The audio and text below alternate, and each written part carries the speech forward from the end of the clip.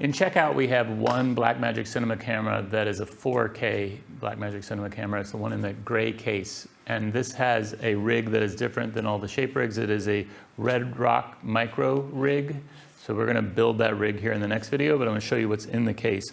It should have a battery, a charger for the battery, a cable for reading the card, the media, plugging it into your computer. It will have this shoulder mount. It should have 4 carbon fiber rods and a cross piece for the grips that we'll put on. It will have a follow focus, and it will have gears to put on lenses that do not have gears, and these will fit over the lens and tighten and allow your follow focus to engage with the lens. Then we have 2 grips, and then the camera is already in the cage, and the cage fits around this sort of area in the middle here. But if I lift it up here, this is the Red Rock micro cage. So we're gonna put this all together in the next video, along with a matte box, a monitor, and you'll notice that the matte box does not fit in here. This is basically one case for this kit. You'd have to ask for a matte box. This is a Guinness Tech matte box. You might get this one, or you might get a Red Rock one. Depends on what they have. Also, there's no lens in the kit. This is a Canon EF mount, so you want to be sure you get Canon EF mount lenses to go with it. And so you have everything you need, and we're going to put it together right now. Okay, we're going to start to build the 4K Blackmagic Cinema camera. The shoulder mount, I've already mounted it on the base plate for the tripod here. There are both sides screw holes on the bottom. And for working with the cage, for shoulder operation, for handheld operation, this is what you'd want to do. But if you were going to build the cage just for the tripod, you could skip this part and mount the bottom of this straight to the base plate, and you'd still have the ability to put rods on it. But as it is now, the way it would work and why it is shaped like this, the idea is that you would take the camera and it would straddle this and rods would run through. Okay, we're gonna go ahead and put this on there like this. We take the camera, we put it over here, we run it through the back of the housing, the cage, and then into the mount. We'll get both of them at the same time.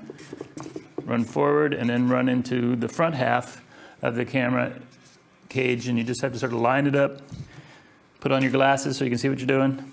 Make sure that these are loose, and then line it up so that it goes right in there. And the idea here is that, make sure everything's loose, that those are going to come out the front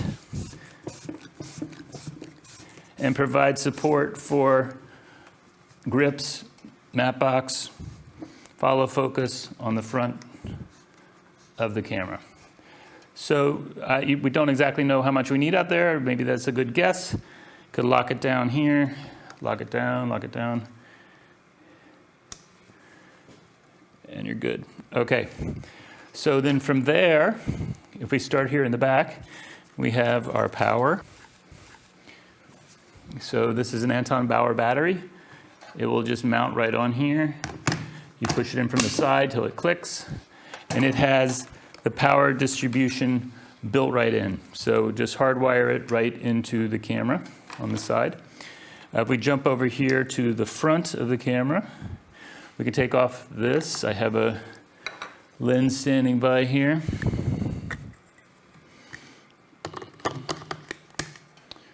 Like that. And now this lens is a cinema lens, so it has a gear already built in.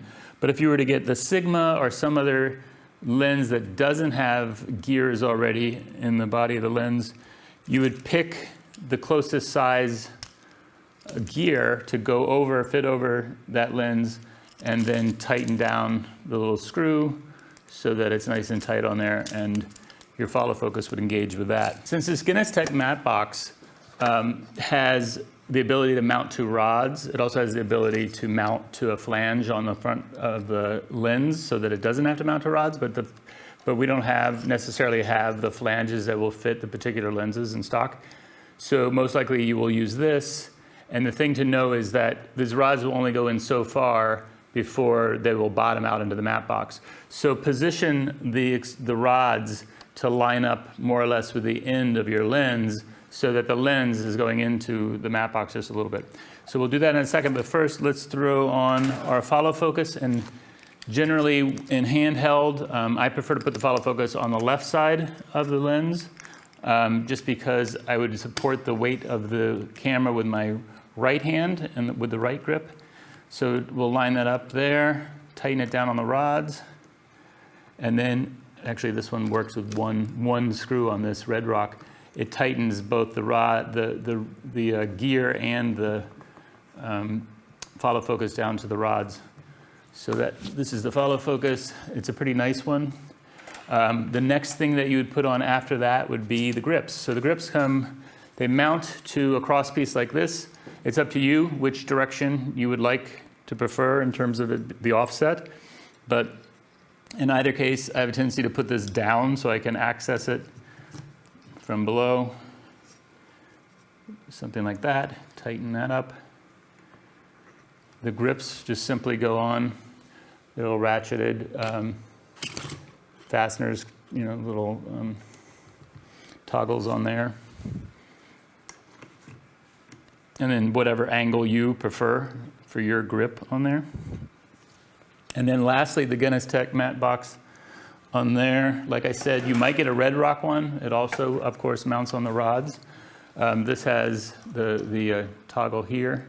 This is what holds it onto here. Now, the issue with this matte box is it's old and it's a little loose. So this is missing a couple of screws that would help stabilize this piece, but it's not going to tilt all that much. Just make sure you've tightened that down as much as you can, and maybe in the meantime, we can locate some screws to add to that.